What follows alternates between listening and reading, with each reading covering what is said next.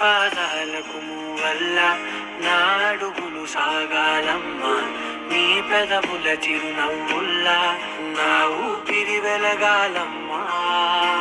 నిరంతరం నీ చంటి పాపల్లే ఉండాలి నేనన్నాళ్ళకి, నిన్ను దిలెంతగా ఎదగాలనుకోనే అమ్మా.